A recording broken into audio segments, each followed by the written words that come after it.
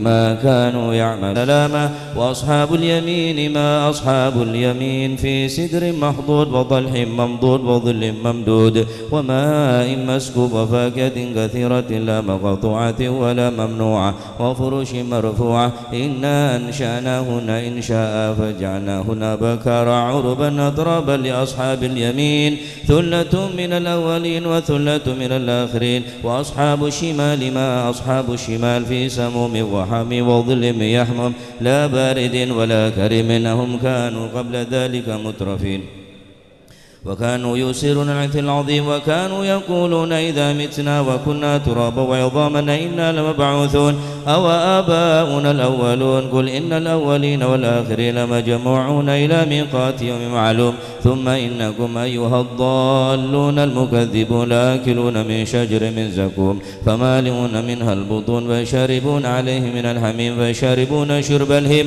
هذا نزلهم يوم الدين نحن خلقناكم فلولا تصدقون أفرأيتم ما تمنون أنتم تخلقونه أم نحن الخالقون نحن قدرنا بينكم الموت وما نحن مسبوقين على أن نبدل أمثالكم وننشأكم فيما لا تعلمون ولقد علمتم النشأة الأولى فلولا تذكرون أفرأيتم ما تحرثون أنتم تزرعونه أم نحن الزارعون لو نشاء لجعلناه حطاما فظلتم تفكهون إنا لمغرمون بل نحن محرومون أفرأيتم الماء الذي تشربون أنتم أنزلتموه من المزن أم نحن المنزلون لو نشاء جعلناه أجاجا فلولا تشكرون أفرأيتم النار التي تورون أنتم أنشأتم شجرتها أم نحن المنشئون نحن جعلناها تذكرة ومتاعا للمقوين فسبح باسم ربك العظيم فلا أقسم بمواقع النجوم إنه لقسم لو تعلمون عظيم إنه لقرآن كريم في كتاب مكنون لا يمسه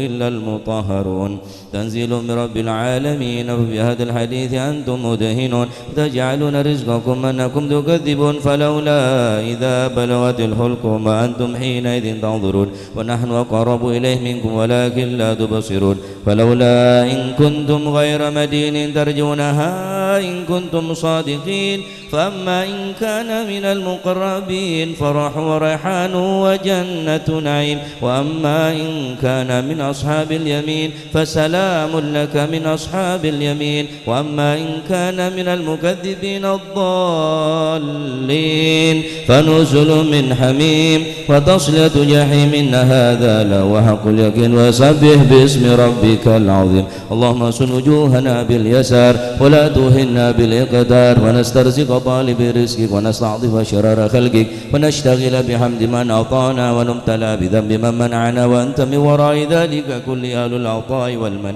اللهم كما سنت وجوهنا عن السجود لا لك فسن الحاجة إلا إليك بجودك وكرمك وفضلك يا أرحم الراحمين يا أرحم الراحمين يا أرحم الراحمين أغننا بفضلك عمن سواك وصلى الله على سيدنا محمد وعلى آله وسلم سبحان ربك رب العزة عما يصفون وسلام على المرسلين والحمد لله رب العالمين. الفاتحة بالقبول وتمام كل سؤال أن الله يغفر ذنوبنا ويستر عيوبنا ويشفي أمراضنا ويقضي حاجاتنا وحاجات المسلمين أجمعين أن الله يسر كل أمورنا أمور الدنيا والآخرة وأن الله يجعلنا وأولادنا من أهل العلم ومن أهل الخير ومن الاستقامة لا تجعلنا وإياه من أهل الشر والضير والندامة وعلى ما سلفنا الصالحون مثل الجلسة نويناه وعلى ما طلبوا طلبناه وعلى ما قصدوا قصدناه وإلى حضرة النبي محمد صلى الله عليه وسلم بسر الفاتحة.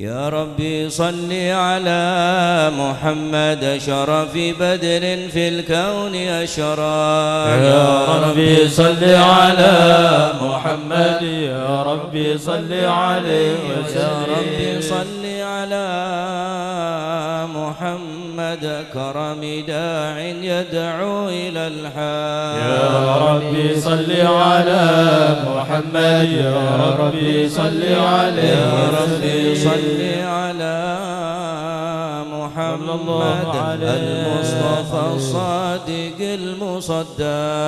يا ربي صل على محمد يا ربي صل عليه يا ربي صل على محمد أحلى الورى منطقا وأصداء. يا ربي صل على محمد يا ربي صل عليه يا ربي صل على محمد أفضل من بالتقى تحقق. يا ربي صل على محمد يا ربي صل عليه ربي صل على محمد من بالسخاء والوفاء تخلى. يا ربي صل على محمد يا ربي صل عليه وسلم. يا ربي صل على محمد وجمع من الشمل ما تفرق. يا ربي صل على محمد يا ربي صل عليه وسلم. صل على محمد وصله وسهل ما قد تعود. يا ربي صل على محمد يا ربي صل عليه وسلم. يا ربي صل على محمد وافتح من الخير كل مغلاق. يا ربي صل على محمد يا ربي صل عليه وسلم. يا ربي صل على محمد وآله ومن بالنبي تعلق. يا ربي صل على محمد يا ربي صل عليه وسلم. صل على محمد وآله ومن للحبيب يعشق. يا ربي صل على محمد يا ربي صل عليه وسلم. ربي صل على محمد ومن بحبل النبي توثق. يا ربي صل على محمد يا ربي صل عليه وسلم. صل على محمد يا ربي صل عليه وسلم. يا ربي صل على محمد يا ربي صل عليه وسلم. اللهم صل وسلم وبارك عليه. أعوذ بالله من الشيطان الرجيم. بسم الله الرحمن الرحيم. إنا فتحنا لك فتحا مبينا صلى الله عليه ليغفر لك الله ما تقدم من ذنبك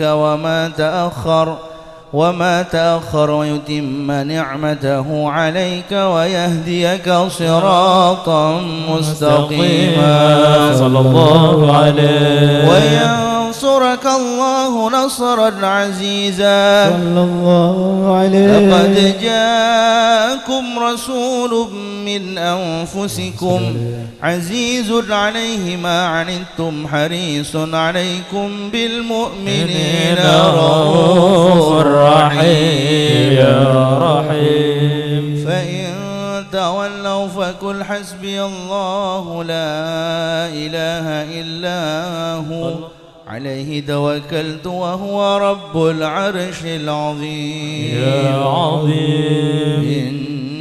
إن الله وملائكته يصلون على النبي. اللهم صل عليه. يا أيها الذين آمنوا صلوا عليه وسلموا تسليما. اللهم صل وسلم وبارك عليه.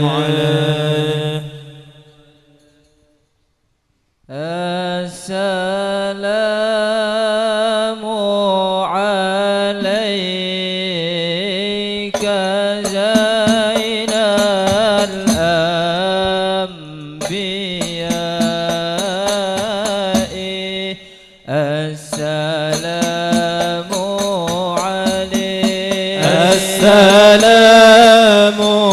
عليك زين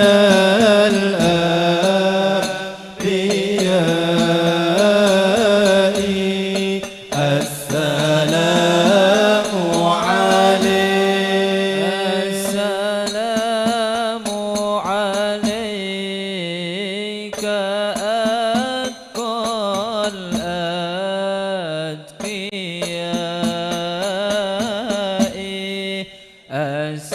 السلام عليك السلام عليك زين الأنبياء السلام عليك السلام عليك أزكى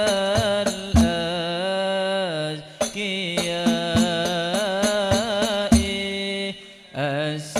السلام عليك السلام عليك زين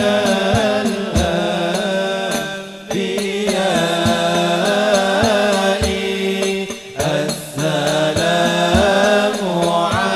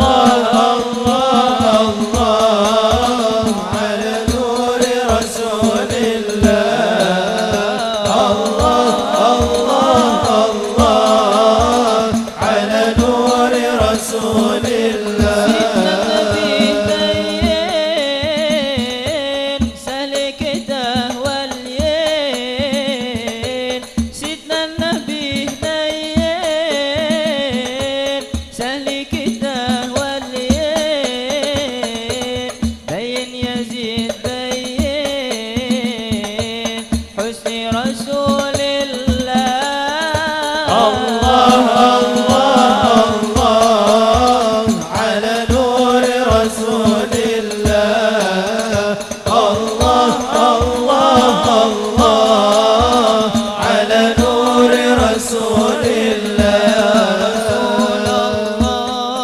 الشفاعة يا حبيب الله الشفاعة يا رسول الله الشفاعة يا حبيب الله الشفاعة لما ناديت لبينا قدمنا السمع والطاعة يا رسول الله الشفاعة يا حبيب الله الشفاعة يا رسول الله الشفاعة يا حبيب الله الشفاعة لما ناديت لبينا قدمنا السمع والطاعة اللهم صل وسلم وبارك عليه وعلى آله اللهم صل وسلم وبارك عليه وعلى آله. بسم الله الرحمن الرحيم. الحمد لله القوي سلطانه الواضح برهانه المبسوط في الوجود كرمه وإحسانه صلى الله عليه تعالى مجده وعظم شانه خلق الخلق لحكمة وطوى عليها علمه وبسط لهم من فائض المنة ما جرت به في أقداره القسمة صلى الله عليه فأرسل إليهم أشرف خلقه وأجل عبيده رحمة صلى الله تعلق عليه الإرادة الأزلية بخلق هذا العبد المحبوب فانتشرت آثار شرفه في عوالم الشهادة والغيوب صلى الله عليه فما أجل هذا المن الذي تكرم به المنان صلى الله وما عليه أعظم هذا الفضل الذي برز من حضرة الإحسان صورة كاملة ظهرت في هيكل محمود صلى الله عليه فتعطرت بوجودها كناف الوجود وبرزت برد العوالم بطراز التكريم اللهم صل وسلم أشرف الصلاة وتسليم على سيدنا ونبينا محمد الرؤوف الرحيم اللهم صل وسلم وبارك عليه صل وسلم وبارك عليه وعلى آله تجلى الحق في عالم قدسه الواسع تجليا قضى بانتشار فضله في القريب والشاسع صلى الله عليه فله الحمد الذي لا تنحصر أفراده بتعداد ولا يمل تكراره بكثرة ترداد حيث برز من عالم الإمكان صورة هذا الإنسان ليتشرف بوجود ثقلان وتنتشر أسراره في الأكوان فما من سر اتصل به قلب منيب إلا من سوابغ فضل الله على هذا الحبيب صلى الله عليه يا لا قلب سروره قد توالى بحبيب عمال أنا ما ناولا يا لا قلب سروره قد توالى بحبيب عمال أنا ما ناولا بحبيب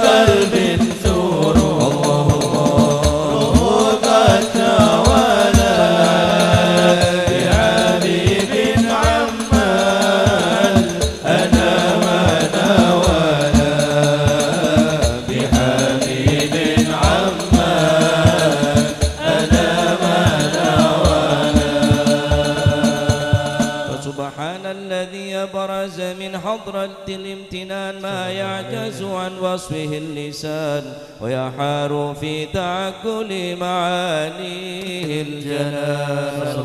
انتشر منه في عالم البطون والظهور ما ملأ الوجود الخلقي نور. فتبارك الله من إله كريم بشرتنا آياته في الذكر الحكيم ببشارة لقد جاءكم رسول من أنفسكم عزيز عليه ما عنتم حريص عليكم بالمؤمنين رؤوف رحيم يا رحيم. فمن فاجأت هذه البشارة وتلقاها بقلب سليم فقد هدي إلى صراط مستقيم. اللهم صل وسلم أشرف الصلاة والتسليم على سيدنا ونبينا محمد الرؤوف الرحيم. اللهم صل وسلم وبارك عليه وعلى آله. صل وسلم وبارك عليه صلى الله عليه. أشهد أن لا إله إلا الله وحده لا شريك له شهادة تعرف اللسان عما تضمنه الجنان من التصديق بها والإذعان. صلى الله عليه. الإيمان قواعد صلى الله عليه. من سر ذلك الإذعان والتصديق شواهد. صلى الله عليه. سيدنا محمد العبد اللهم صل وسلم الصادق عليه. في قوله وفعله والبلغ عن الله ما أمره بتبليغ لخلقه من فرضه ونفله. أبد أرسله الله للعالمين بشيرا ونذيرا. صلى الله عليه. وأدى الأمانة وهدى الله من الأمة بشرا كثيرا. صلى الله عليه. مدلج المستبصرين سراجا وقمرا منيرا. صلى الله عليه. أعظمها من منة تكرم الله بها على البشر. اللهم صل وسلم عليه. وما أوساها من نعمة انتصر سرها في البحر والبحر. صلى الله عليه. بأجل اللهم صل الصلوات وسلم عليه. وجماعها وأزكى التحيات ووسعها على هذا العبد الذي وفى بحق العبودية. صلى الله وبرز عليه. فيها في حلة الكمال وقام بحق الربوبية في مواتن الخدمة لله وأكمل عليه غاية الإكرام. صلى الله عليه. صلاة يتصل بها روح المصلي عليه اللهم به صل وسلم عليه. فينبسط في قلبه نور سر تعلقه به وحبه ويكتب بها بعناية الله في حسبه وعلى آله وصحبه الذين ارتقوا صهوة المجد بكرمه. صلى الله عليه. بلال أشرف الأصل بوده وحبه ما أثر الأكوان بنشر ذكراهم نسيم. اللهم صل وسلم أشرف الصلاة والتسليم على سيدنا ونبينا محمد الرؤوف الرحيم. اللهم صل وسلم وبارك عليه. اللهم صل وسلم وبارك عليه وعلى صلى الله آله. عليه. أما بعد فلما تعلقت إرادة الله في العلم القديم بظهور أسرار التخصيص للبشر الكريم بالتكريم والتكريم نفذت القدرة الباهرة بالنعمة الواسعة والمنة الغامرة. صلى الله عليه. فانفلقت بعدة التصوير في العالم المطلق الكبير عن جمال مشهود بالعين حامل لوصف الكمال المطلق والحسن التام والزين. صلى الله عليه. فتنقل ذلك الجمال الميمون في الأصلاب الكريمة والبطون، فما من صلب ضمه إلا وتمت عليه من الله النعمة صلى الله عليه. وهو القمر التام الذي يتنقل في بروجه صلى الله عليه ليتشرف به موطن استقراره وموضع خروجه. صلى الله عليه. وقد قضت الأقدار الأزلية بما قضت وأظهرت من سر هذا النور ما أظهرت وخصصت به ما خصصت. صلى الله عليه. فكان مستقر في الأصلاب الفاقرة والأرحام الشريفة الطاهرة حتى برز في عالم الشهادة بشرا لا كالبشر ونورا حير الأفكار ظهوره وبهر. فتعلقت همة الراكم لهذه الحروف بأن يركم في هذا القنطاس ما هو لديه من عجائب ذلك النور معروف. وإن كانت الأرسل لا تفي بعشر معشار أوصاف ذلك الموصوف تشويقا للسامعين من خواص المؤمنين وترويحا للمتعلقين بهذا النور المبين. صلى الله عليه. وإلا فأنا تعرب الكلام عن شؤون خير الأنام، ولكن هزني لا تدوين ما حفظته من سر أشرف المخلوقين صلى الله عليه. وما أكرمه الله به في مولده من الفضل الذي عم العالمين. صلى الله عليه. وبقيت رايته في الكون منشورة على مر الأيام والشهور والسنين صلى الله عليه. داعي التعلق بهذه الحضرة الكريمة ولاعد التشوق إلى سماع أوصافها العظيمة، ولعل الله ينفع به المتكلم والسامع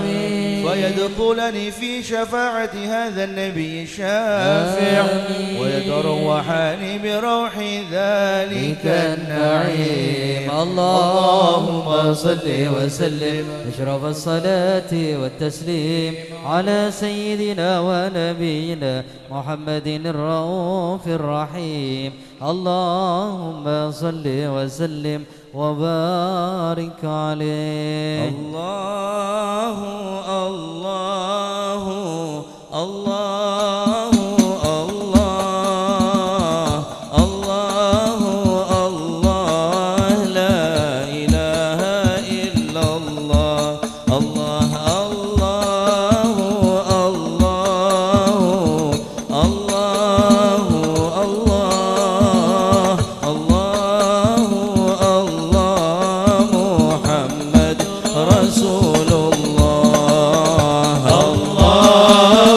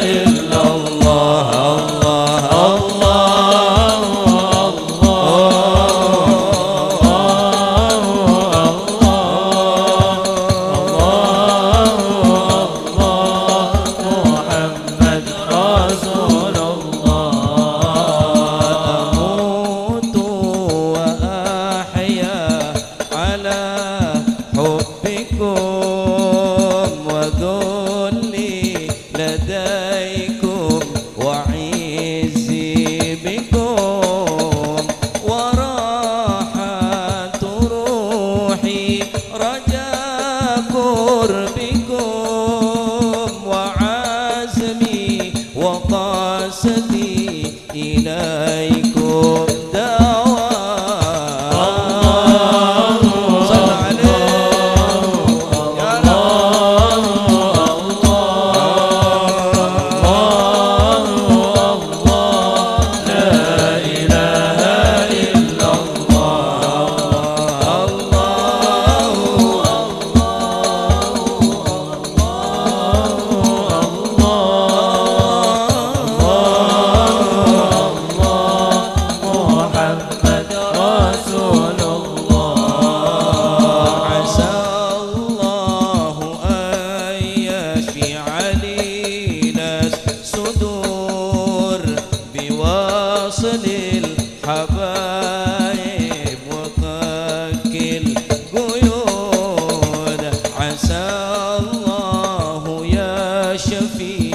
غليل الصدور بواصل الحبائب وفك القيود فربي رحيم كريم ودود يجود على من يشاء بالمرام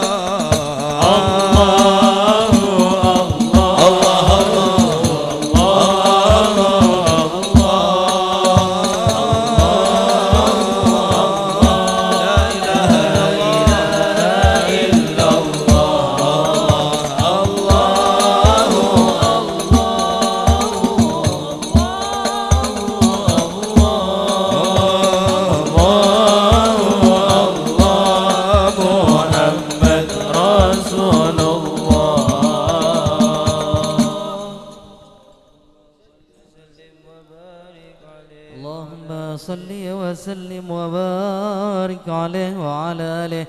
وقد آن للقلم أن يخط ما حركته في الأنامل لما استفاده الفهم من صفات هذا العبد المحبوب الكامل والشمائل التي أحسن الشمائل. وهنا حسن أن نثبت ما بلغ إلينا في شأن هذا الحبيب من أخبار وآثار يتشرف بكتابة القلم والقرطاس وتتنزه في حدائق الأسماء والأبصار. وقد بلغنا في الأحاديث المشهورة أن أول شيء خلقه الله والنور المودع في هذه السورة. فنور هذا الحبيب أول مخلوق برز في العالم ومنه تفرع الوجود خلقا بعد خلق فيما حدث وما تقادم. وقد أخرج عبد الرزاق بسند عن جابر بن عبد الله الأنصاري رضي الله عنهما قال: قلت يا رسول الله بأبي وأمي أخبرني عن أول شيء خلقه الله قبل الأشياء. قال: يا جابر إن الله خلق قبل الأشياء نور نبيك محمد صلى الله عليه وسلم من نوره. وقد ورد من حديث أبي هريرة رضي الله عنه أنه قال: قال رسول الله صلى الله عليه وسلم: كنت أول النبيين في الخلق وآخرهم في البعث. وقد تعددت الروايات بأنه أول الخلق وجودا وأشرفهم مولودا. ولما كانت السعادة الأبدية لها ملاحظة خفية اختصت من شاءت من البرية بكمال الخصوصية فاستودعت هذا النور المبين أصناب وبطون من شرفته من العالمين.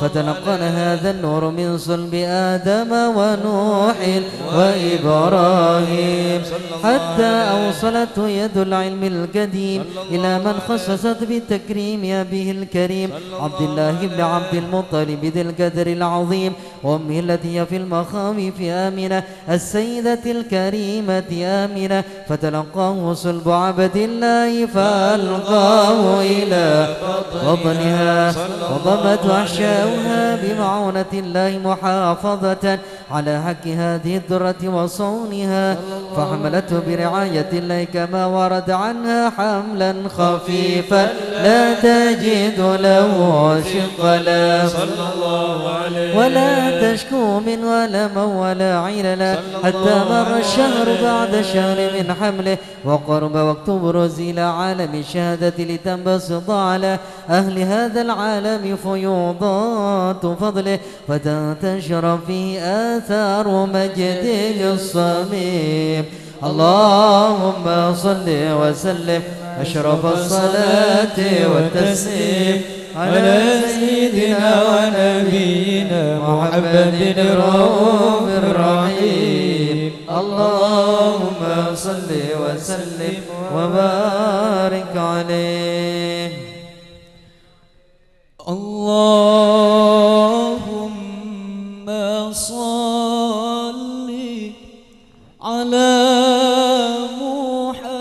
محمد يا رب صل عليه وسلم.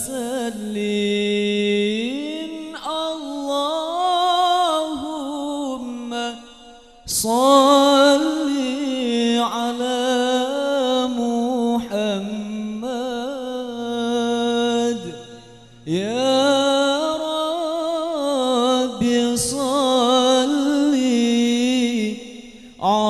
عليه وسلم. قد أنصحني أبي وربتني حسنها أمي وأرشدني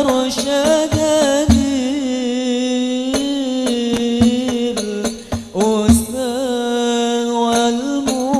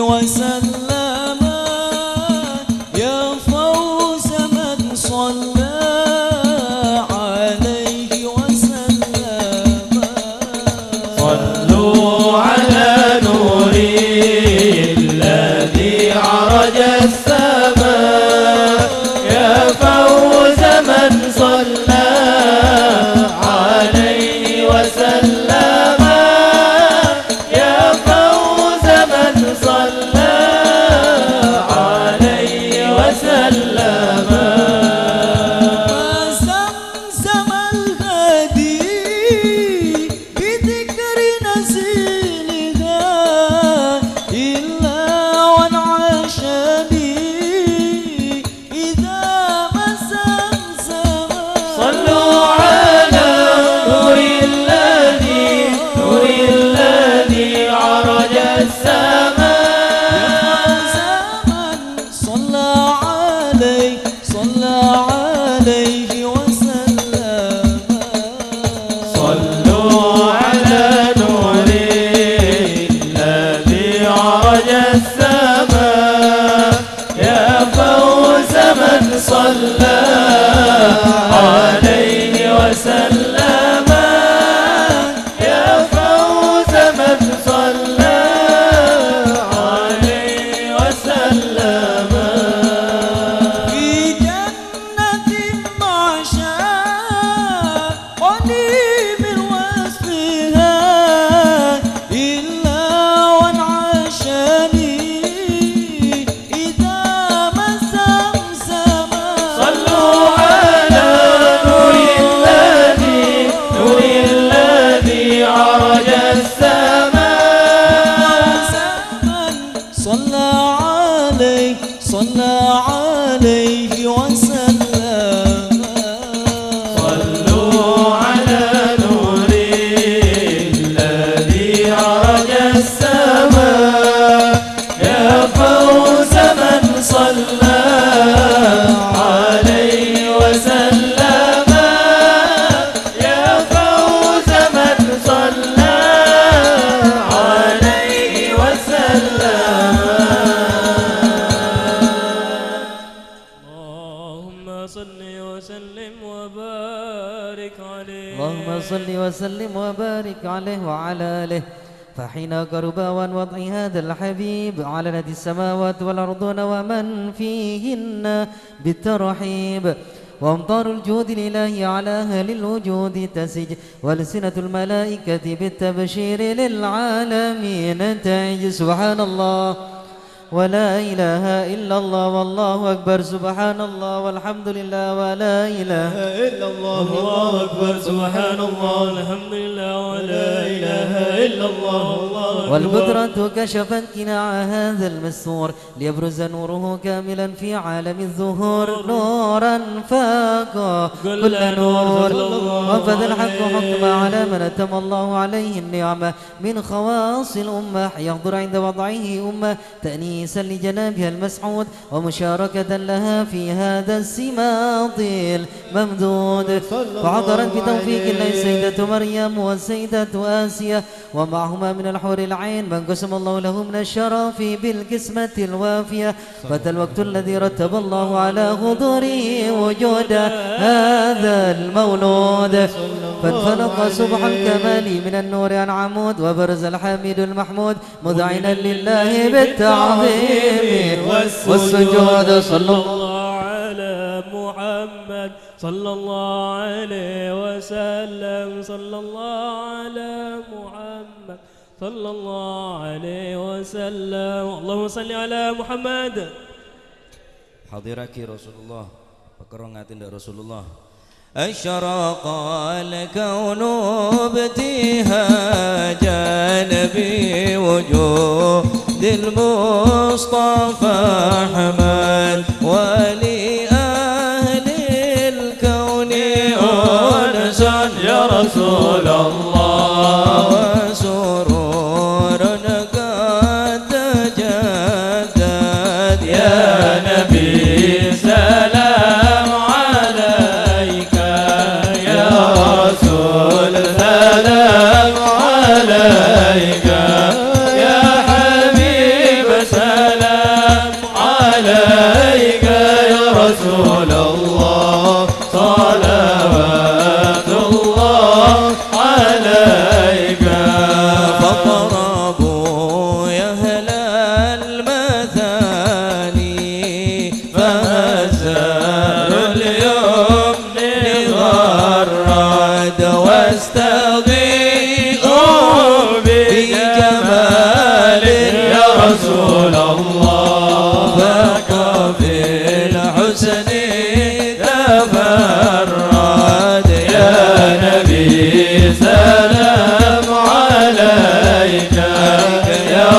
رسول سلام عليك يا حبيب سلام عليك يا رسول الله صلوات الله عليك ولنا البشرى بسعد مستمر ليس ينفد حيث أوتينا عطاء جمع الفخر المؤبد يا نبي سلام عليك يا رسول سلام عليك يا حبيب سلام عليك صلوات الله عليك فلربي كل حمد جل أن يحصر العادل حبانا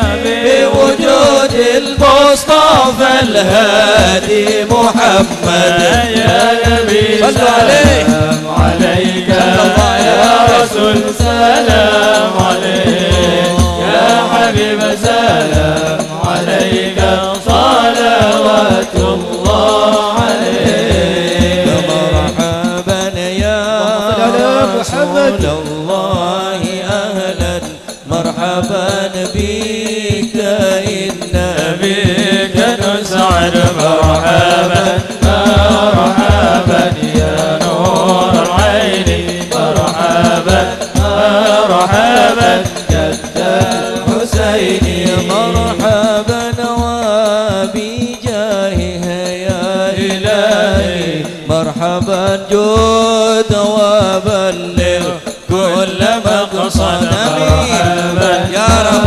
مرحبا يا نور العين يا عيني مرحبا مرحبا جد الحسين واهدنا نهج السبيل يا الله كي به نسعد ونرشد يا الله فاغفر لي ذنوبي يا الله ببركة الهادي محمد يا الله بلغنا بجاهه يا الله في جواري خير مقعد يا الله فاغفر لي ذنوبي يا الله ببركة الهادي محمد يا الله صلاة الله ترشى أشرف الرسل محمد صلوا عليه وسلام مستمر كل حين يتجلى صلى الله على محمد مرحبا رسول الله عليه وسلم مرحبا صلى الله على محمد مرحبا صلى الله عليه وسلم مرحبا اللهم صل على محمد. بسم الله الرحمن الرحيم الحمد لله رب العالمين حمدا يوافي نعمه ويكافي مزيدا يا ربنا لك الحمد كما ينبغي لجلال وجهك وعظيم سلطانك اللهم صل وسلم على سيدنا محمد في الأولين والآخرين وصل وسلم على سيدنا محمد في كل وقت وحين وصل وسلم على سيدنا محمد في الملأ الأعلى إلى يوم الدين وصل وسلم على سيدنا محمد وعلى آله وصحبه أجمعين ولما نظم الفكر من ضروري الأوصاف المحمد الوقود توجهت إلى الله متوسلا بسيدي وحبيبي محمد صلى الله عليه وسلم أن يجعل سعي فيه مشكورا وفعلي فيه محمودا وأن يكتب عملي في الأعمال المقبولة وتوجهي في التوجهات الخالصة والصلات الموصولة اللهم يا من إليه تتوجه الآمال فتعود ظافرة وعلى باب عزته تحط الرحال فتغشاها منه الفيوضات الغامرة نتوجه إليك بأشرف الوسائل لديك سيد المرسلين عبدك الصادق الأمين سيدنا محمد الذي عمت رسالته العالمين أن تصلي وتسلم على تلك الذات الكاملة مستودع أمانتك وحفيظ سرك وحامل راية دعواتك الشاملة الأب الأكبر المحبوب لك والمخصص بالشرف الأفخر في كل موطن من مواطن القرب ومظهر قاسم إمدادك في عبادك وسك كؤوس إرشادك لأهل ودادك سيد الكونين وأشرف الثقلين العبد المحبوب الخالص المخصوص منك بأجل الخصائص اللهم صل وسلم عليه وعلى آله وأصحابه وعلى حضرة اقترابه من أحبابه اللهم إنا نقدم إليك جاه هذا النبي الكريم ونتوسل إليك بشرف مقامه العظيم أن تلاحظنا في حركاتنا وسكناتنا بعين عنايتك وأن تحفظنا في جميع أطوارنا وتقلباتنا بجميل رعايتك وحسين وأن تبلغنا من شرف القرب إليك وإلى هذا الحبيب غاية آمالنا وتتقبل منا ما تحركنا فيه من نياتنا وأعمالنا وتجعلنا في حضرة هذا الحبيب من الحاضرين وفي طرائق اتباعه من السالكين ولحقك وحقه من المؤدين ولعهدك من الحافظين اللهم إنا لنا أدمع في رحمتك الخاصة فلا تحرمنا وذنونا جميلة هي وسيلتنا إليك فلا تخيبنا آمنا بك وبرسولك وما جاء به من الدين وتوجهنا به إليك مستشفين أن تقابل المذنب منا بالغفران والمسيء بالإحسان والسائل بما سأل والمؤمل بما أمل وأن تجعلنا ممن نصر هذا الحبيب ووازره وواله وظاهره وعم ببركاته وشرف بجهته أولادنا ووالدينا وأهل قطرنا ووادينا وجميع المسلمين والمسلمات والمؤمنين والمؤمنات في جميع الجهات وأدم راية الدين القويم في جميع الأقدار منشورة ومعالم الإسلام والإيمان بأهلها معمورة معنا وسورة واكشف اللهم كربة المكروبين واقض دين المدين واغفر للمذنبين وتقبل توبة وصحبه ومن إليه منسوب وآخر دعوانا الحمد لله رب العالمين سبحان ربك رب العزة عما يصفون وسلام سر أسرار الفاتحة.